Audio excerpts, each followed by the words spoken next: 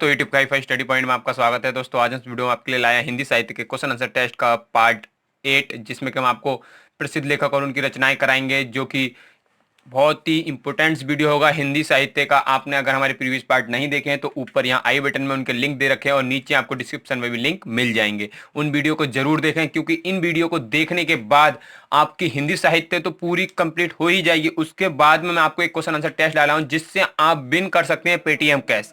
यानी कि उस टेस्ट को लगाने के बाद आप पेटीएम कैश को जीत सकते हैं। तो मैं आपके लिए इन्हीं सब वीडियो से क्वेश्चन लाऊंगा। 30 क्वेश्चनों की वो वीडियो होगी जिसमें कि आप पेटीएम कैश जीत सकते हैं। इसकी डिटेल की जानकारी वीडियो के लास्ट में मैं आपको समझाऊंगा। तो चलिए देर न करते हुए पहले क्वेश्चन आंसर टेस्ट लगाते हैं। पहला क्वेश्चन, अब आपको मैं बता दूं कि इन क्वेश्चन नंबरों पर आप ना जाएं, क्योंकि मैं प्रत्येक वीडियो में 10 बाय 10 क्वेश्चन लेके चल रहा हूं। इसी वजह से ये 71 क्वेश्चन से शुरू हुआ है और ये वीडियो का 8वां पार्ट है, तो ये 80 तक इसमें क्वेश्चन होंगे। ठीक है। निम्न में से कौन सी रचना प्रोफेसर जी सुंदर रेड्डी की है? यानी कि जो प्रोफेसर जी सुंदर रेड्डी जो लेखक हैं, उनकी कौन सी इनमें से रचना है? तो इस क्वेश्चन का आंसर हो जाएगा साहित्य और समाज। साहित्य और समाज जो रचना है प्रोफेसर जी सुंदर रेड्डी की है। अब जो अन्य रचनाएं उनके भी बारे में आपको पता होना चाहिए, जैसे कि अपनी खबर, यह रचना किसकी है? पांडे शर्मा की। किसकी है? पांडे शर्मा की। शिक्षा का उद्देश्य, यह रचना किसकी है? यह है डॉक्टर संपूर्णानंदन की। किसकी है? डॉक्टर संपूर्णानंदन। राष्ट्र का स्वरूप, वासुदेव शरण अग्रवाल। तो ये सारी डिटेल भी मैं आपको प्रीवियस वीडियो में भी ऐसे ही कराई है, इन आगे वाली वीडियो में भी ऐसे ही कराऊंगा। तो आई होप कि आपको अच्छी लग रही होंगी वीडियो अच्छी लगे तो लाइक जरूर करके जाना, क्योंकि हमारे मोटिवेशन इसी से बढ़ता है कि हम अच्छा कंटेंट बना रहे हैं। ठीक है।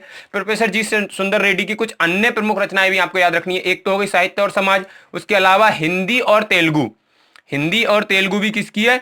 प्रोफेसर जी सुंदर रेड्डी की। और भाषा और आधुनिकता, ये भी किसकी है? प्रोफेसर जी सुंदर रेड्डी की। तो आपको ये तीनों रचनाएं प्रोफेसर जी सुंदर रेड्डी की याद रखनी है। चलिए नेक्स्ट क्वेश्चन देखते हैं। निम्न में से कौन सी रचना भगवती चरण वर्मा की नहीं है? यानी कि जो भगवती चरण वर्मा लेखक हैं उनकी नहीं है। यानी कि 3 रचना तो उनकी होंगी, एक रचना ऐसी होगी जो उनकी नहीं होगी। तो टेढ़े मेढ़े रास्ते, भूले बिसरे चित्र, चित्रलेखा, रूपक रहस्य। तो इस क्वेश्चन का आंसर हो जाएगा रूपक रहस्य, जो कि भगवती चरण वर्मा की रचना नहीं है। किसकी है? बाबू श्याम सुंदर दास की ये रचना है। बाबू श्याम सुंदर दास द्विवेदी के कवि थे, उन्हीं की ये रचना है। कौन सी? रूपक और रहस्य। टेढ़े मेढ़े रास्ते, भूले बिसरे चित्र और चित्रलेखा, ये तीनों रचना किसकी हैं? भगवती चरण वर्मा की। तो भगवती चरण वर्मा की कुछ अन्य रचनाएं भी देखते हैं। तारा, तारा किसकी रचना है? भगवती चरण वर्मा की। चित्रलेखा, जो कि ऑप्शन में था, किसकी है? भगवती चरण वर्मा। सबसे बड़ा आदमी किसकी है? भगवती चरण वर्मा। टेढ़े मेढ़े रास्ते, भगवती चरण वर्मा। और भूले बिसरे चित्र किसकी है? भगवती चरण वर्मा। तो आपको ये इंपोर्टेंट रचनाएं भी याद रखनी है, किसकी? भगवती चरण वर्मा की। ठीक है। आई होप कि आपको ये वीडियो अच्छे जरूर लगेंगे, क्योंकि मैं बहुत ही स्पेशल कंटेंट आपके लिए लेकर आ रहा हूं। ठीक है। नेक्स्ट क्वेश्चन देखते हैं। निम्न में से कौन सी रचना वृंदावन लाल वर्मा की नहीं है? अब जो वृंदावन लाल वर्मा जो लेखक है, उनकी रचना नहीं है। तो यानी कि 3 रचना तो होंगी, लेकिन एक रचना ऐसी होगी जो उनकी नहीं होगी। झांसी की रानी, हाँ, ये रचना वृंदावन लाल वर्मा की है। रंगभूमि, यही इसका आंसर हो जाएगा, क्योंकि रंगभूमि आपको मैंने प्रीवियस वीडियो में पढ़ाया है। ये रचना किसकी है? ये है प्रेमचंद जी का उपन्यास है रंगभूमि। तो इस वजह से ये आंसर हो जाएगा, क्योंकि ये इनकी रचना नहीं है। अहिल्याबाई, ये भी इन्हीं की है। विराट की पद्मिनी, ये भी रचना इन्हीं की है। तो आई होप कि आपको इनकी रचनाएं याद रखनी है। कौन कौन सी? ये इंपोर्टेंट रचना याद रखनी है। झांसी की रानी बहुत इंपोर्टेंट है, किसकी है? वृंदावन लाल वर्मा की। ठीक है। अहिल्याबाई, वृंदावन लाल वर्मा। विराट की पद्मिनी, ये भी किसकी है? वृंदावन लाल वर्मा की। शरणागत किसकी है? वृंदावन लाल वर्मा की। ठीक है। और कुंडली चक्र किसकी है? वृंदावन लाल वर्मा की। तो ये आपको रचना याद रखनी है। और आईएमपीएस में झांसी की रानी और विराट की पद्मावली, ये आईएमपी में पूछी गई है प्रीवियस पेपरों में। ठीक है। चलिए नेक्स्ट क्वेश्चन देखते हैं। निम्न में से कौन सी रचना गोसाई गोकुलनाथ की है? अब गोसाई गोकुलनाथ और गोसाई विट्ठलनाथ, दो ऐसे लेखक हैं, दोनों अलग अलग हैं। बहुत से बच्चे एक ही समझ लेंगे, एक नहीं है। तो यहां पर पूछा है गोसाई गोकुलनाथ की कौन सी है। तो इस क्वेश्चन देखिएगा, श्रृंगार रसमंडन जो है गोसाई गोकुलनाथ की नहीं, गोसाई विट्ठलनाथ की रचना है। ठीक है। तो ये क्वेश्चन का आंसर नहीं होगा। अशोक के फूल तो आपको पता ही होगा, प्रीवियस वीडियो मैंने कराया, हजारी प्रसाद द्विवेदी। सत्यार्थ प्रकाश, ये किसकी है? स्वामी दयानंद सरस्वती की, जो आर्य समाज के संस्थापक थे। 1875 में इसकी स्थापना हुई थी। किसकी? आर्य समाज की। ठीक है। 84 वेश्वन की वार्ता, हाँ, यही रचना है गोसाई गोकुलनाथ की। तो गोकुलनाथ की क्या है? 84 वेश्वन की वार्ता। तो गोकुलनाथ की आपको इंपोर्टेंस रचना याद रखनी है, 84 वेश्वन की वार्ता और 252 वेश्वन की वार्ता। तो देखो दोनों में संख्या आ रही है, यहाँ पे 252 और यहाँ पे 84। तो आपको याद रखना है गोकुलनाथ की ये दोनों रचना है, ठीक है। वेश्वन वेश्वन दोनों में आ रहा है, ठीक है। बाकी वार्ता सेम है, बस आपको संख्या याद रखनी है, 84 और 252, ठीक है। अब जो श्रृंगार रस जो मंडन है वो किसकी है? गोसाई विट्ठलनाथ की रचना है। किसकी है? गोसाई विट्ठलनाथ की श्रृंगार रस मंडन। तो श्रृंगार रस मंडन जो आएगा वो किसकी होगी? विट्ठल की, ठीक है। और तो देखो कैसे याद रखोगे, हम श्रृंगार जो लेडीज करती हैं वो कैसे करती हैं? बैठ के। तो विट्ठल से बैठ के करती हैं, तो श्रृंगार श्रृंगार रस मंडन, ठीक है। ऐसे याद रख सकते हो। चलिए नेक्स्ट देखते हैं, निम्न में से कौन सी रचना नागार्जुन की है? यानी कि जो नागार्जुन लेखक हैं उनकी रचना है। बल चामा चामना, ठीक है। शराबी, नदी के द्वीप, चंद्रकांता। तो इस क्वेश्चन का आंसर हो जाएगा बल चामना, ठीक है। ये वाली रचना जो है नागार्जुन की है। शराबी रचना किसकी है? मैंने आपको प्रीवियस वीडियो में कराया है, ये पांड्यवचन शर्मा की है। नदी के द्वीप आज्ञे की है, जिनका पूरा नाम है सच्चिदानंद हीरानंद बादशाह आज्ञे। और चंद्रकांता जो रचना है वो किसकी है? देवकीनंदन खत्री की है। तो आपको ये सारी रचनाएं भी याद रखनी है। तो बल चामना इनकी रचना हो जाएगी किसकी? नागा अर्जुन की। नागा अर्जुन की कुछ अन्य महत्वपूर्ण रचनाएं भी आपको याद रखनी है। बल चामना तो याद हो जाएगी आपको। रतिनाथ की चाची, रतिनाथ की चाची भी किसकी है? नागा अर्जुन की। बाबा सटेसर नाथ, बट बाबा सटेसर नाथ किसकी है? नागा अर्जुन की। वरुण के बेटे किसकी है? नागा अर्जुन। दुख मोटन, दुख मोटन किसकी है? नागा अर्जुन की। तो ये भी रचना आपको इंपोर्टेंट याद रखनी है। बल चामना बहुत ही इंपोर्टेंट है, और रतिनाथ की चाची ये किसकी है? नागा अर्जुन की, ठीक है। चलिए नेक्स्ट देखते हैं, निम्न में से कौन सी रचना यशपाल की है? नहीं है, सॉरी, यशपाल की नहीं है। जो यशपाल जो लेखक हैं उनकी ये रचना नहीं है। कौन सी रचना है जो इनकी नहीं है? देशद्रोही, झूठा सच, बोल गा से गंगा, मनुष्य के रूप। तो मैंने ये इसमें रचना आ रही है बोल गा से गंगा, यही इनकी रचना नहीं है, क्योंकि ये रचना मैंने बताई थी, राहुल छोटा सा बच्चा था उसे सिखा रहे थे बोल गा से गंगा। तो ये किसकी है? राहुल सकतिया यन की है, ठीक है। प्रीवियस वीडियो में मैंने आपको कराया है, ठीक है। तो राहुल सकतिया यन की कौन सी है? बोलगा से गंगा। बाकी ये तीनों रचनाएं इन्हीं की हैं, ठीक है। तो आपको इनकी इंपोर्टेंट रचना याद रखनी है। मनुष्य के स्वरूप, मनुष्य के रूप, ठीक है, मनुष्य के रूप, ठीक है। तो आप कैसे याद रख सकते हो? यशपाल नाम का कोई व्यक्ति है जो क्या है? एक मनुष्य है, मनुष्य का नाम ही तो यशपाल है।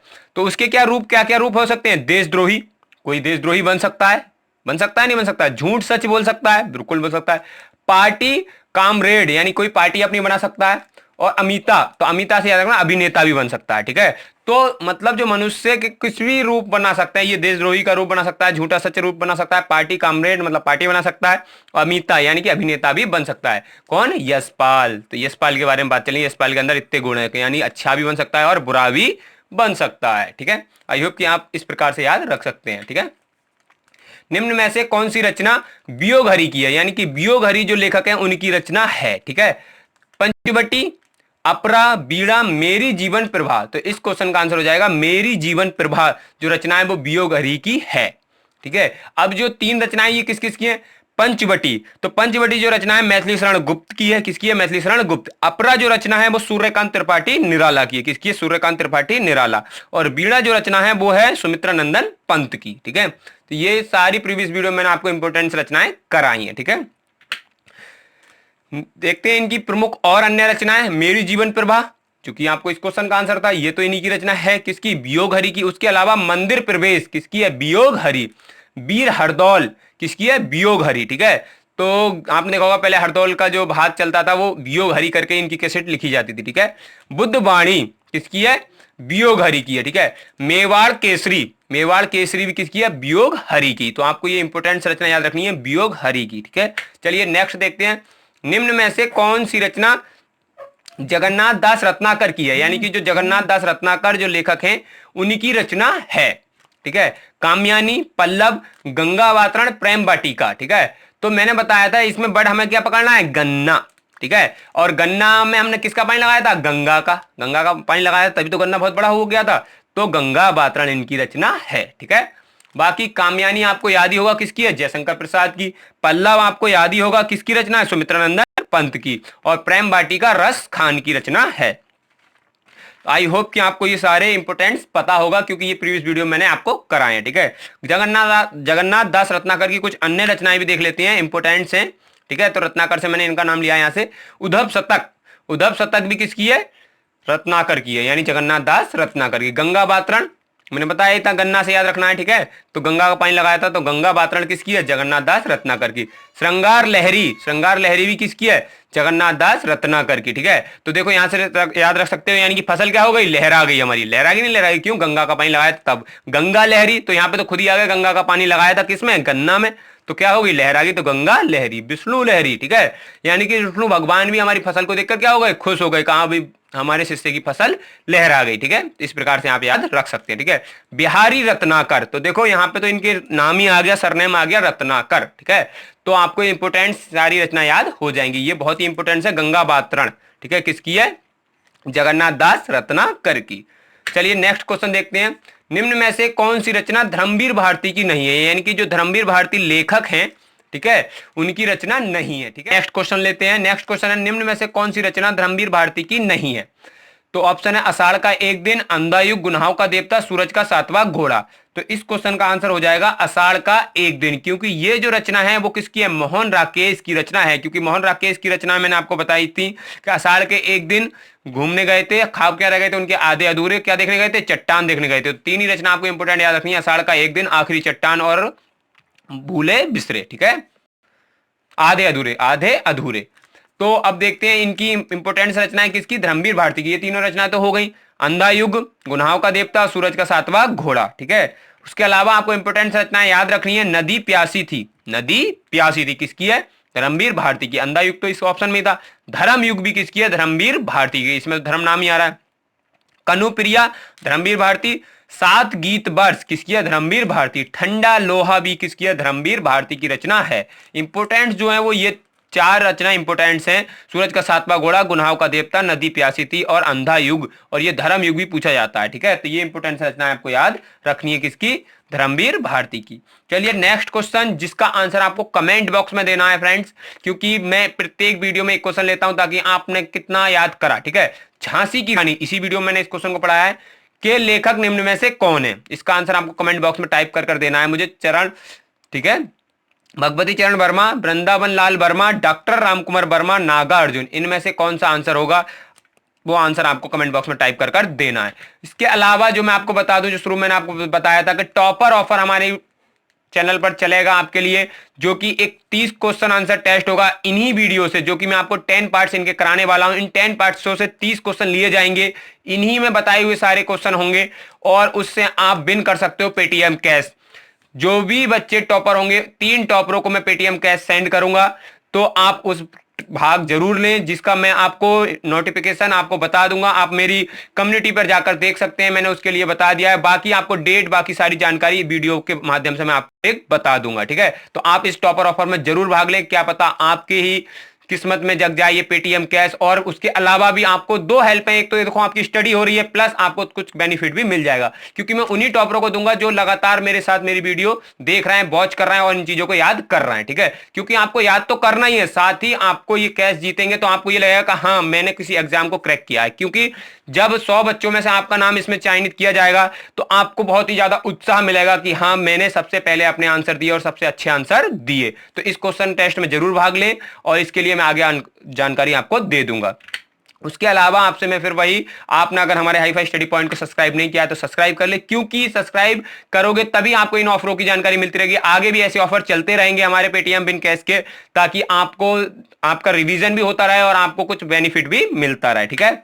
और अगर आपने बेल आइकन नहीं दबाया तो बेल आइकन जरूर दबाएं, क्योंकि ऐसी अच्छी अच्छी नोटिफिकेशन आपके पास पहुंचती रहे सबसे पहले, ठीक है। उसके अलावा आप हमारे हाईफाई न्यूज, गवर्नमेंट जॉब, एक दूसरा चैनल को सब्सक्राइब कर सकते हैं, क्योंकि इस पर गवर्नमेंट जॉब संबंधी सारी जानकारी मिलती रहती है। अगर अब आपको वीडियो अच्छा लगा है तो लाइक करें, अपने फ्रेंडों के साथ शेयर करें। जय हिंद।